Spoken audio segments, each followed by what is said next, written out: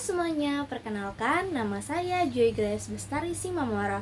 Saya dari Prodi Pendidikan Bahasa dan Sastra Indonesia. Pada kesempatan kali ini, saya akan membahas tentang kritik sastra feminis.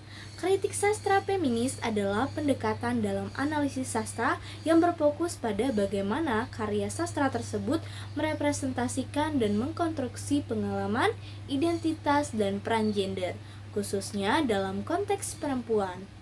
Pendekatan ini berupaya untuk mengeksplorasi bias gender, stereotip, dan ketidakadilan yang seringkali terjadi dalam karya sastra, baik dalam hal representasi perempuan maupun dalam cara penulis perempuan dan isu-isu perempuan yang diperlakukan oleh tradisi sastra. Pada tahun 1968, Martha Weinman Lear menerbitkan sebuah artikel di New York Times yang berjudul Gelombang Feminis Kedua.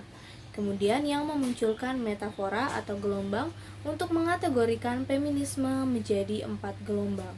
Gelombang pertama feminisme terjadi pada awal abad ke-20 yang ditandai oleh gerakan hak pilih perempuan dengan fokus utama pada memperoleh kesetaraan hak antara laki-laki dan perempuan, terutama dalam hak untuk memilih. Kemudian gelombang kedua dimulai pada awal 1960-an hingga akhir 1980-an yang berfokus pada mengatasi hambatan hukum terhadap kesetaraan gender seperti hak di tempat kerja dan hak reproduksi. Gelombang ketiga dimulai pada awal 1900-an hingga 2010 untuk memperluas isu-isu feminis dengan memperkenalkan konsep interseksionalitas sebagai bagian penting dari konsep gerakan. Kemudian gelombang yang terakhir yaitu gelombang keempat, feminisme muncul pada awal 2010 dan menitik beratkan pada isu-isu seperti kekerasan seksual terhadap perempuan dengan menggunakan literatur berita dan media sosial untuk mempromosikan gerakan feminis dan menyoroti isu-isu tersebut. Dalam kritik sastra feminis, ada upaya untuk menafsirkan dan mengevaluasi karya sastra dengan menggunakan pemikiran teoretis feminis. Artinya, kritik ini melihat bagaimana peran dan posisi perempuan digambarkan dalam sastra, serta bagaimana budaya dan masyarakat mempengaruhi penggambaran tersebut. Kritik sastra feminis mulai berkembang di Eropa pada abad ke-17. Khususnya di Inggris, di mana konsep kritik sastra itu sendiri mulai berubah dan berkembang. Pada awal perkembangannya, kritik sastra feminis menekankan pada deskripsi dan pemahaman tentang bagaimana perempuan seringkali ditekan atau didiskriminasi dalam karya sastra yang ditulis oleh laki-laki. Sebelum adanya kritik sastra feminis, sejarah sastra umumnya ditulis dari perspektif laki-laki, sehingga banyak karya yang mengabaikan atau salah menggambarkan pengalaman perempuan. Kritik sastra feminis berusaha untuk merekonstruksi dan membaca kembali karya-karya sastra dengan fokus pada sudut pandang perempuan dan bagaimana bahasa serta budaya mempengaruhi penggambaran tersebut. Karya sastra feminis biasanya mencerminkan berbagai aspek budaya, sosial, identitas, dan ekonomi yang mempengaruhi kehidupan perempuan. Kritik sastra feminis membantu kita untuk memahami pengalaman penulis perempuan dan menganalisis karya mereka dengan mempertimbangkan elemen-elemen tersebut. Isu-isu yang diangkat dalam karya sastra feminis sangat beragam dan berkembang seiring berjalannya waktu. Melalui kritik sastra feminis juga, para peneliti dapat mengungkap masalah ideologi yang seringkali didominasi oleh laki-laki. Kritik ini seringkali menyoroti sikap patriarki laki-laki dalam menafsirkan dan menilai karya sastra. Oleh karena itu, kritik sastra feminis seringkali mengutamakan penulis perempuan yang berani menantang gagasan dan pandangan tradisional yang dimiliki laki-laki tentang perempuan.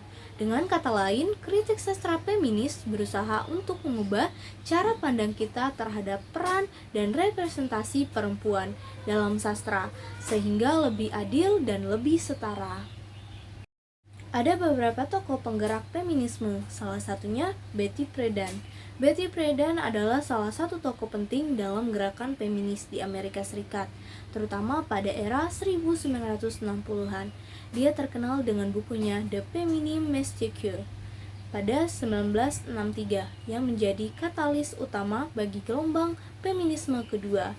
Dalam buku ini, Friedan mengkritik cara budaya patriarki dan peran gender tradisional telah membatasi potensi dan kehidupan perempuan, khususnya di dalam lingkungan rumah tangga. Menurut Friedan, budaya patriarki di Amerika Serikat dan di banyak bagian dunia lainnya menciptakan dan memelihara gagasan bahwa peran utama perempuan adalah sebagai istri dan ibu. Perempuan diajari bahwa kebahagiaan dan pemenuhan hidup mereka hanya bisa ditemukan melalui pernikahan, pengasuhan anak, dan mengurus rumah tangga. Peran ini menempatkan perempuan dalam posisi yang pasif, di mana mereka dianggap hanya sebagai pelengkap bagi suami mereka dan pekerjaan mereka di rumah tidak dihargai atau diakui sebagai kontribusi penting bagi masyarakat.